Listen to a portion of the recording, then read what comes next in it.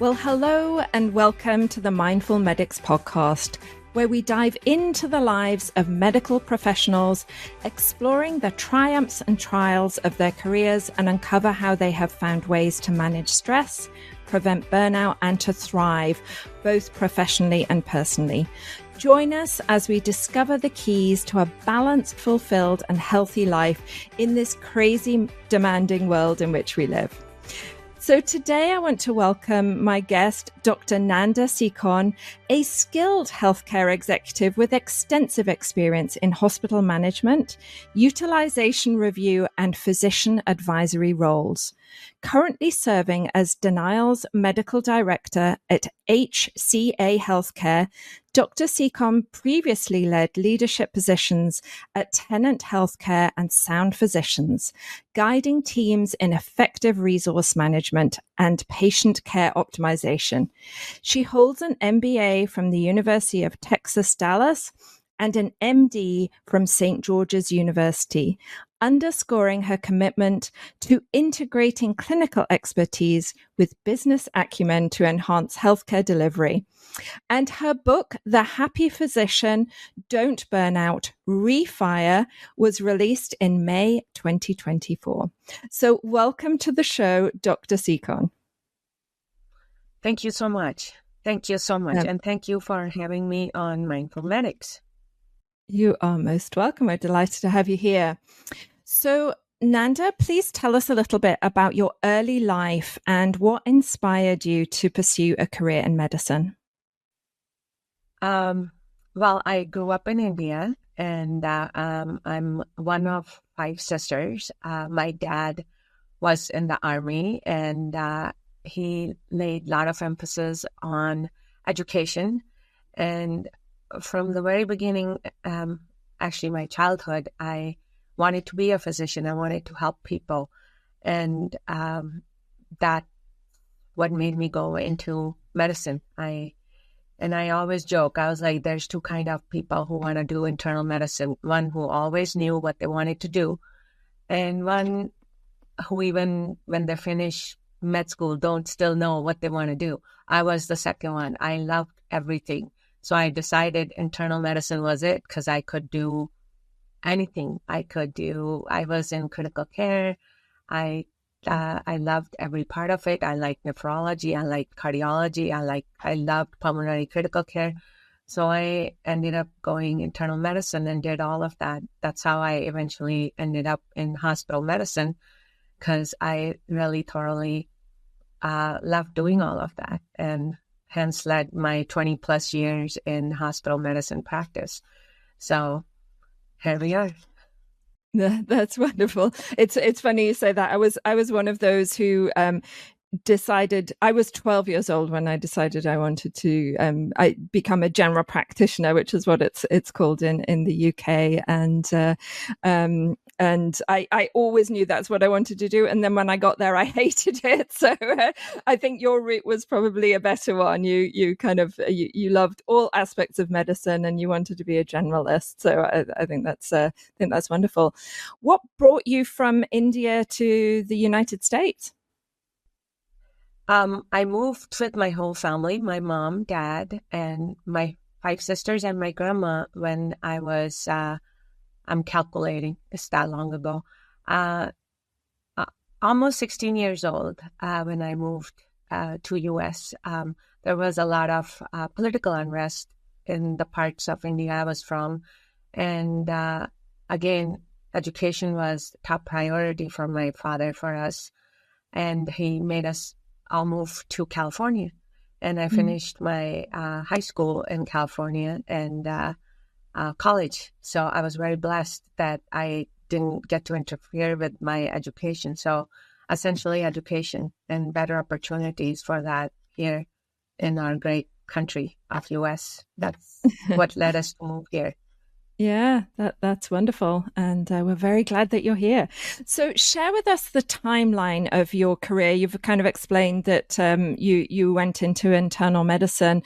So kind of talk us through the timeline and how you kind of got into healthcare management after that.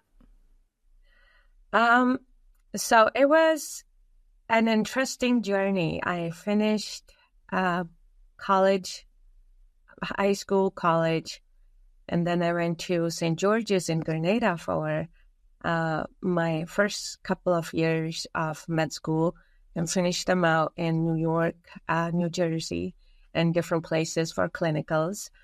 I finished my training, very challenging, rigorous training in Metro Health, Cleveland, where I met my husband at Cleveland Clinic. I finished hospital medicine fellowship in Cleveland Clinic. Learned a lot, worked really, really hard, really long shifts. I still remember our 36 hours long shifts training took a toll on you, but it was kept very intense, and a lot of great friendships were formed there. I still have some, and we all need them. And from there, I was supposed to do fellowship in pulmonary critical care, but I decided not to, and instead did a fellowship in hospital medicine at Cleveland Clinic.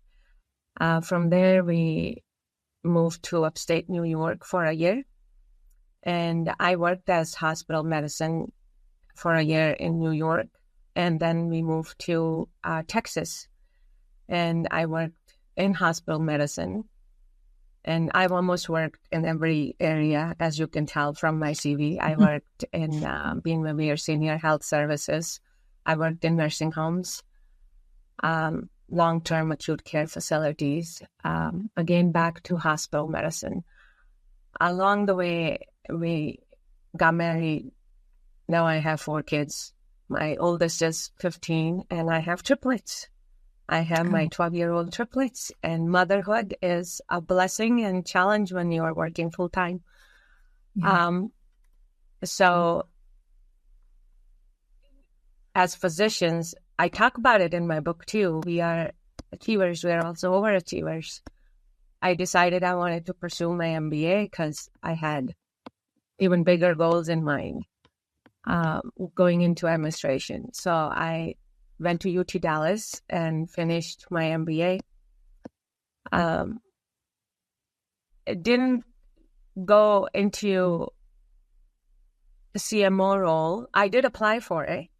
And I always say, you have different paths in life, and God guides you.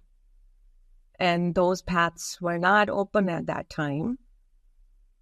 And I'm actually very thankful those paths were not open, because at that time I was like, why is this not working out? And I'm glad it didn't work out, because I have better paths now. And it works out where, thinking about it, administration was something that I desired, and the CMO part didn't open, but physician advisor is where I got to educate, team building, clinical documentation, and advocating for patients behind scenes. Like you mentioned, I published my book in May. Don't Burn Out. 2018 was a big transition year for me. As physicians, we take care of our patients like family, days in, days out.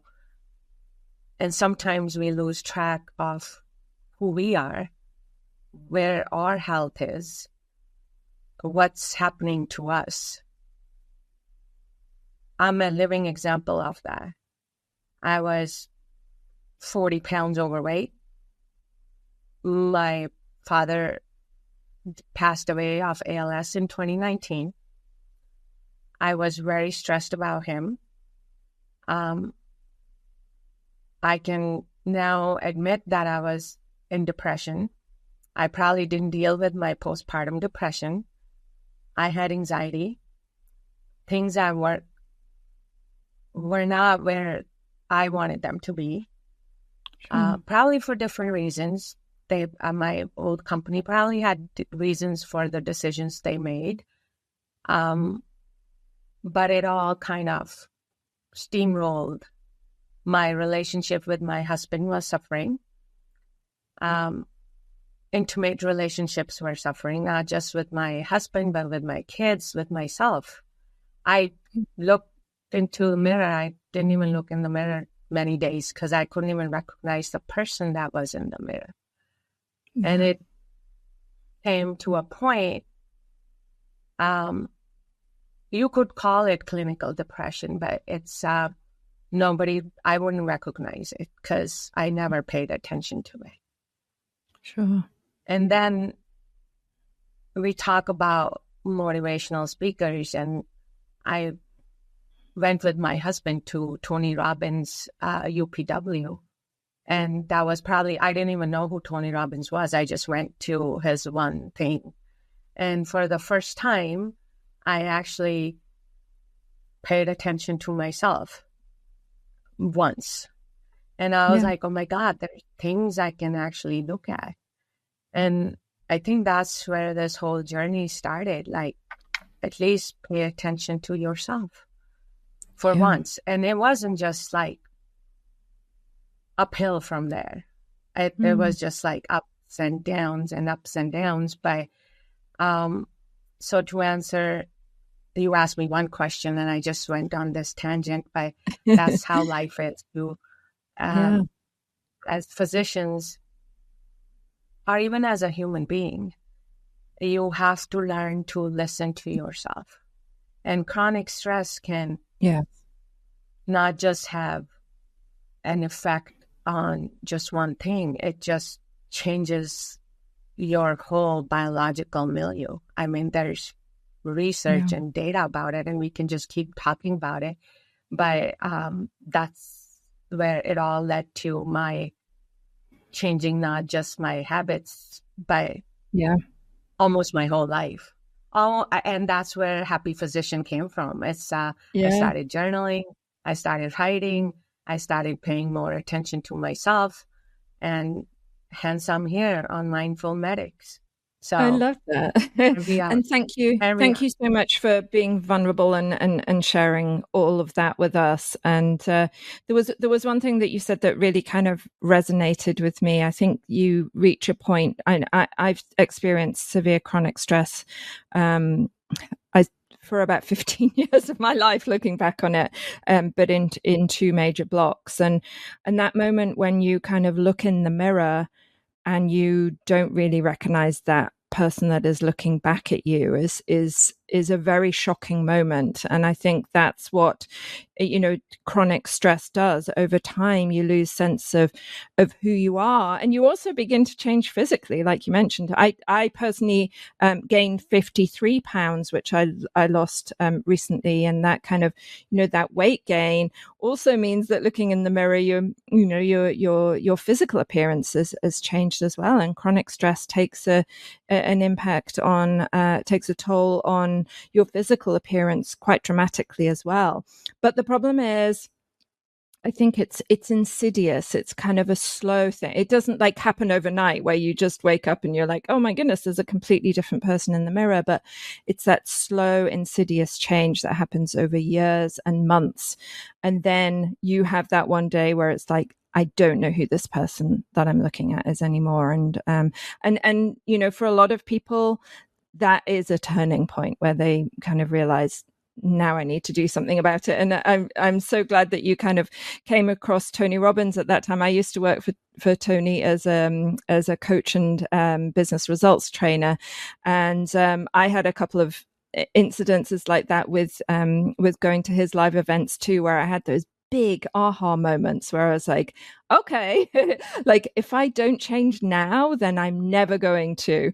I remember the first time I went to see him, I sat in the car at the end of day 4, because it's a 4-day event, isn't it? And I said to myself, you have to change. Like, if you can't change after that intensive, look at your life, then you never will. So you absolutely have to. And it sounds like you had a similar experience too. I think his favorite event of mine, and I hope I get to do it again, because I want to see where the next event would lead me to is date with destiny. And Yeah. it is really, truly your destiny. And I think if we all have one life to live, Yes. and I believe that honestly it's not selfish. We owe it to ourselves. We have one life to live, and we need it should be lived. It should be lived with a purpose, and Yes. it's that purpose that drives us. And this is my message to everybody. We are all worthy of the love we get and the love we give. So let's live every day with a purpose. And stress that we put on ourselves and we put on others will burn us out. And burnout just creeps up on us so insidiously that it's hard to recognize it. And as physicians, we are the overachievers. I'll use that word all the time because I've been there. It's like, let's just do it all because we can, but we don't have to. And that's the truth behind it. We don't have to do it all. And it's okay to give something to others to do too. It's completely okay.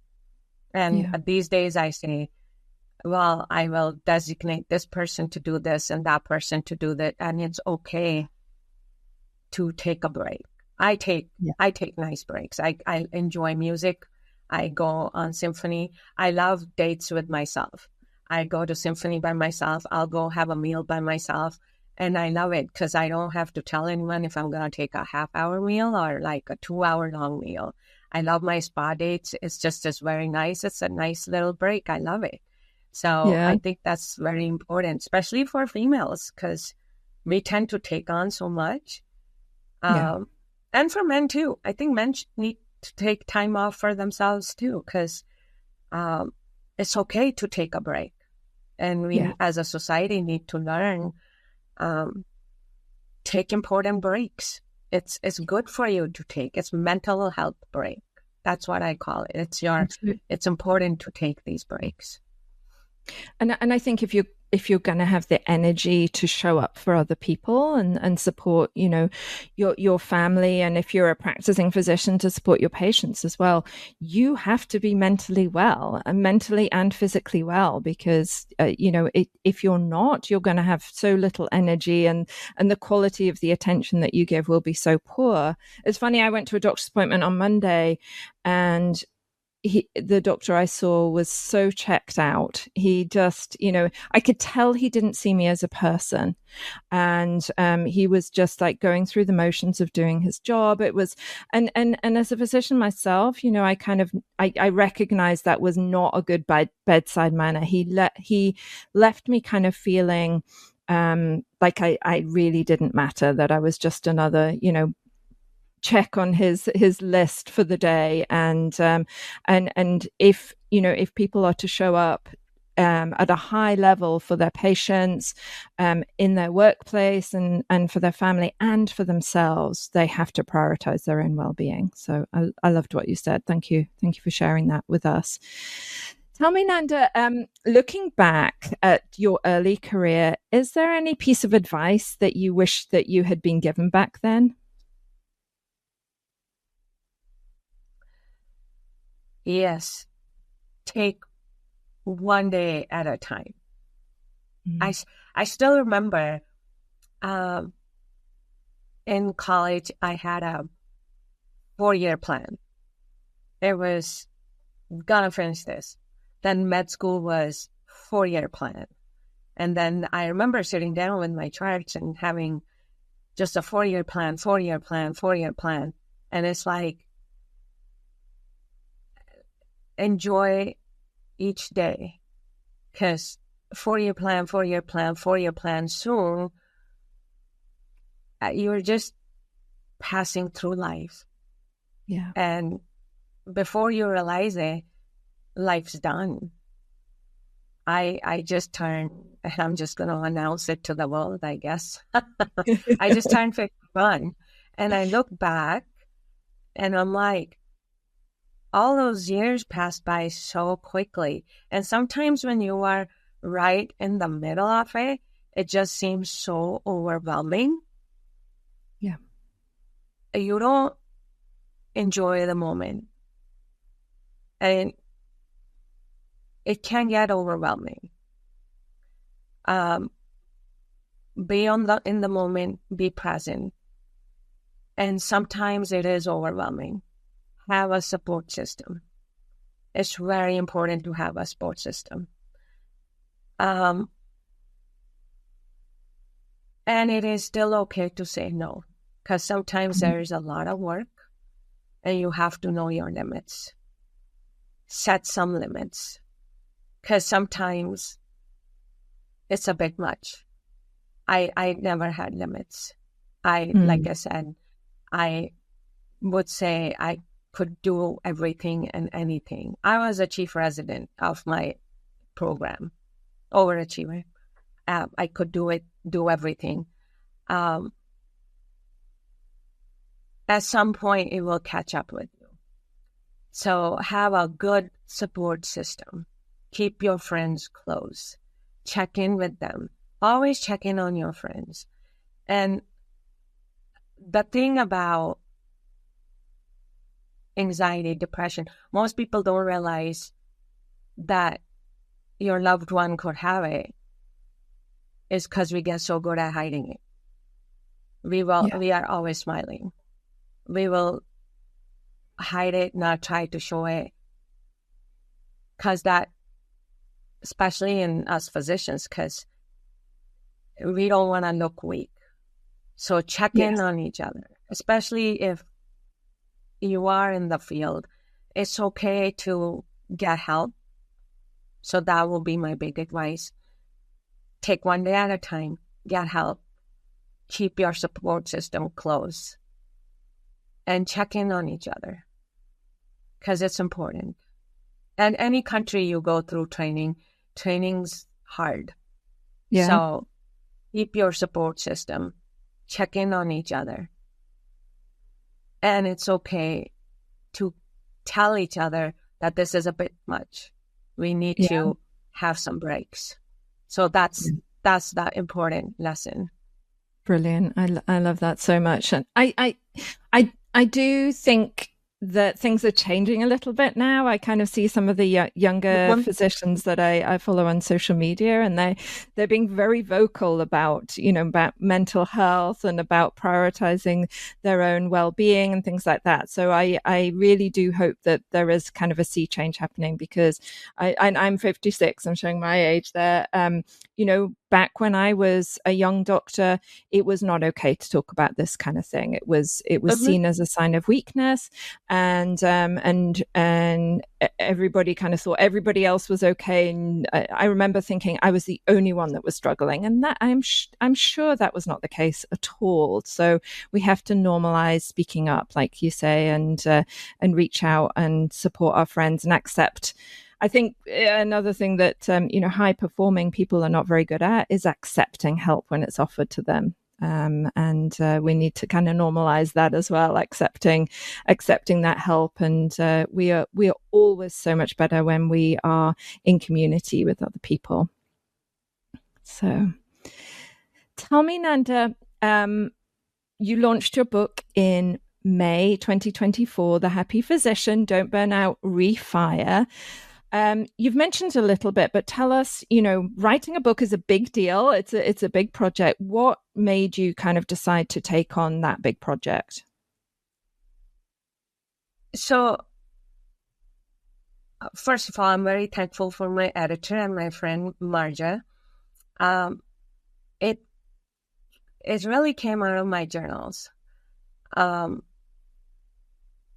started journaling as a means of a self-healing process. It was more of a catharsis for me to just write. I still write. I write every day. You'll find me writing on a notebook, on a piece of paper. If I'm traveling, I don't have anything to write. I write in my phone. I write on a piece of napkin. Any thought comes to me, I just write it down. I try to dictate it to my phone, but Siri sometimes doesn't understand my, what's it called? My accent. So it will like Your misspell accent, a yeah. lot. So it's like, okay, I'm just going to put it on a little scrap of paper or something like that. So it's interesting. But so really the book came from a lot of my thoughts and process. And I met Marja. She is also from Tony World, as we call it. And I met her in Maldives, and I was just like, I have all this and I don't know what to do with it. And she's like, well, compile it into a book. Let's just put it in a book. Now I was like, well, that's a big task. And she's like, I'll help you.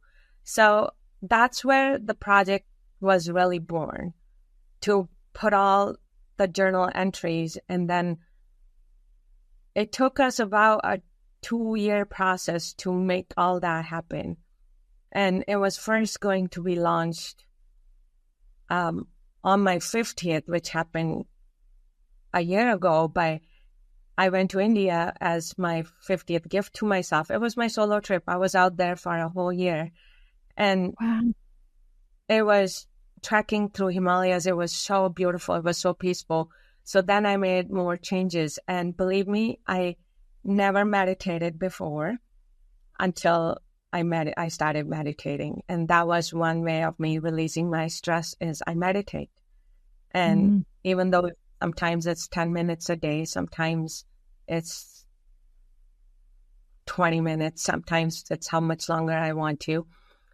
And I did that out in India almost twice a day, sometimes more than that. So I wanted to include those chapters, and I wanted to make sure everybody knows how important it is. And we are talking about chronic stress and how it leads to mood changes, depression. It actually changes your mental physiology and your hormone physiology in your body, and weight gain and all that other effects it has. And one of my favorite physicians, Dr. Mark Hyman, is always talking about it. Yeah. So I included that, and then I included what different ways there are to do it. And there's now one way to do meditation. So that's how really the whole book got changed with that. And then we even changed the title of the book, because it was going to be You Be You, because that's my whole thing. Like, just be yourself in this life, because we are so busy trying to go please everybody. And now you kind of know me. I have a strong personality. And I can rub some people off in not the greatest ways. And it's like, they might not take very kindly. I say what's on my mind. It's nice, because I can be loved for that. And some people might not take very nicely to that. But it's also very nice, because then I don't have to pretend. I like that. I can live my life happy. So I'm a lot happier these days, because I can do what I want to do. I work remotely, and my current job, I have the best boss. I love her very much. And the book was my way of sending my message to everybody. You can be happy, and there are ways to be happy. And so that's where the book came about. That's where the whole project came about. I actually told my husband, I was like, I think I'm just going to send this message out into the world that everybody deserves to be happy. And like I said, we have one life to live, and we should live it on our terms, not the terms that we are given. We touched a little on my life, my childhood. I am from a very conservative family. I'm born Sikh, and I had a lot of traditions to follow, and I didn't really follow all of them. So I had repercussions, and I live with them. But I am happy with my decisions, and I think I lived a pretty grateful, happy life. So here we are. I'm at 50, and I'm hoping there's yet another 50 to go. So Absolutely, absolutely. I love all of what you said. You mentioned that you found mindfulness practice and meditation when you were when you were traveling in India. actually, I was meditating before then too. Okay. Yeah. But when I was trekking through Himalayas, it's there's most places don't have internet. Most places the lights go out at 7 p.m. I Wow. was camping out in a tent, and it's so beautiful and it's so quiet. It's so peaceful. I was walking about 7-8 miles. I would say it's in kilometers. I'm just calculating. And it's so peaceful, like your brain's at rest. Yeah. And you become more mindful. And meditation comes pretty easy when you are in such a situation. And then I went to Ladakh. It's an area in north of India, and they have a lot of Buddhist monasteries. And I got to meditate there as well. And it was a life-changing experience. It was really nice. I plan and I hope one of these days I get to go back again. It's in the works. It's in the works. Yeah. And hopefully this summer will be a longer time I can go for.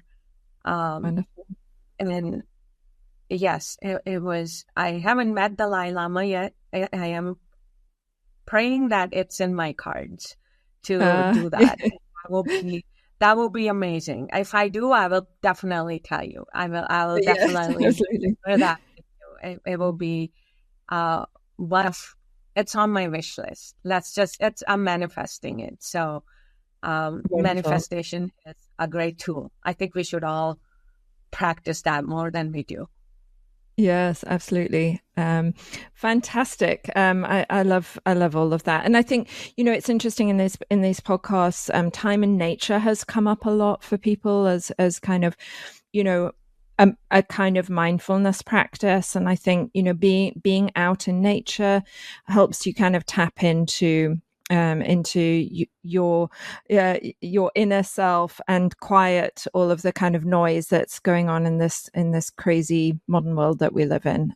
So it's interesting that you say that, and I think there's something also about the physical exertion as well that tires the body and also calms the mind. When you were talking about hiking, I was thinking that after doing 8 miles a day, your physical body is pretty tired and allows your mind to kind of access its inner peace more and tap into what's really going on rather than being obsessed with what's going on in the world out there. So thank you. Yeah, I love that. So today, what mindfulness practices do you kind of incorporate into your life now that you're back in the US and a mother and a busy woman with all of these conflicting demands on your time? So I have mentioned I have 4 little ones. They're not that little anymore, but they are growing preteens and teens, so they take up a lot of my time. I still, my golden hour, I call it. I wake up every day. Most days, I wouldn't say every day. Most days I wake up about 5 a.m. and that's 5 to 6 is my time to myself.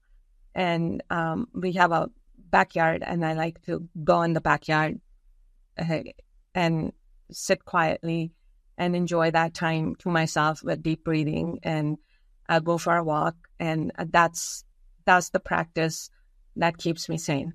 And if it's too cold in the mornings, which we are getting into our colder mornings, I do that in the evenings.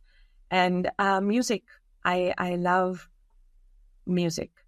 And that's one thing that keeps me grounded and sane. And that helps me every day be the happy, cheerful me. So the days I miss it is the day you know that I haven't done it, because it's I'm more irritated those days. You can tell. You can tell that she didn't do her early morning thing, because that day I'm like, all right, let's just fix this today. So that's the early hour, the golden hour phenomena, I would say. Just wake up a little early and enjoy that extra time, because the dogs are asleep, the kids are asleep. My husband leaves really early for work, so he's usually gone. So it's the nice quiet of the house. I love that. Wonderful. And I think, you make a good point. I think it's really important for people to know that there isn't just one way to learn to be mindful. There's many things you can do. It's, it can be journaling, like you mentioned, or meditation. It can be time in nature. It can be listening to music. And I'm a huge believer in people kind of exploring many different modalities and then coming up with, with like a toolkit that works for them. And like you say, once you've developed that toolkit and you have days when you miss it, you certainly notice it. And it's a good reminder to kind of bring yourself back to what works and to do more of that. Yeah. It's always whatever works for you. It's like with exercise. I have people who tell me they don't like to exercise. And I think a lot of people think it's either going to the gym, which is exercise, or I used to love running, and I still love running, but I can't do it anymore for some health reasons. And I've just taken up walking and taken up hiking. And it's at a lower pace, but I love hiking and I love to go for walks. So it's any form of exercise. My kids love swimming. So it's whatever you enjoy. It's with mindfulness, meditation, it's whatever works for you, whatever brings your stress levels down. Just do that. And whatever works, just do that.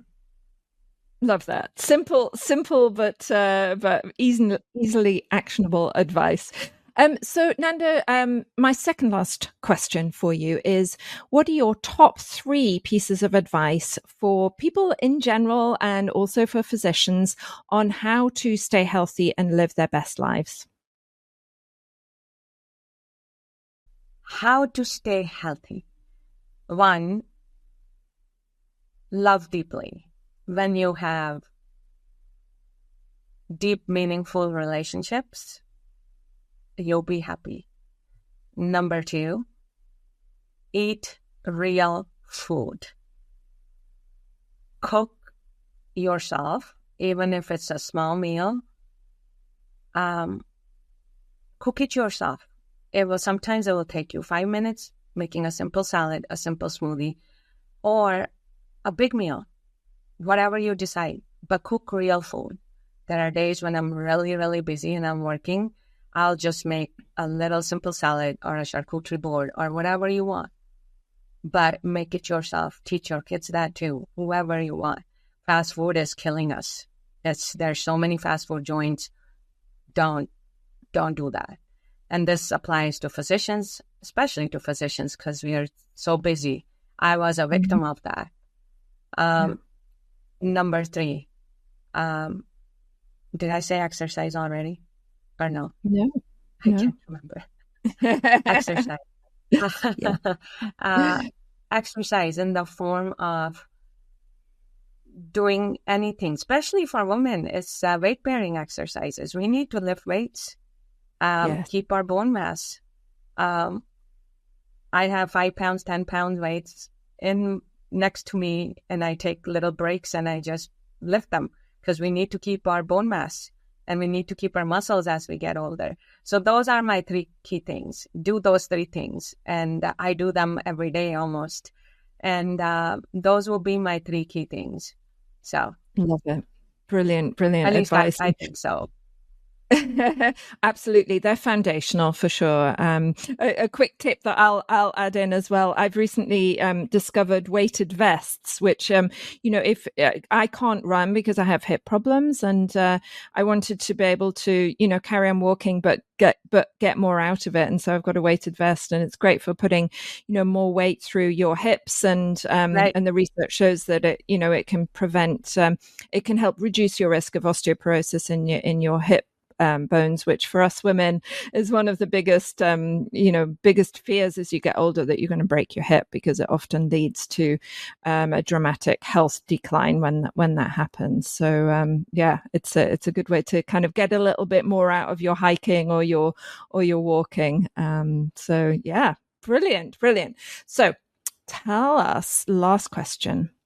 Is there anything that you're working on right now that you'd like our audience to know about? Take a guess.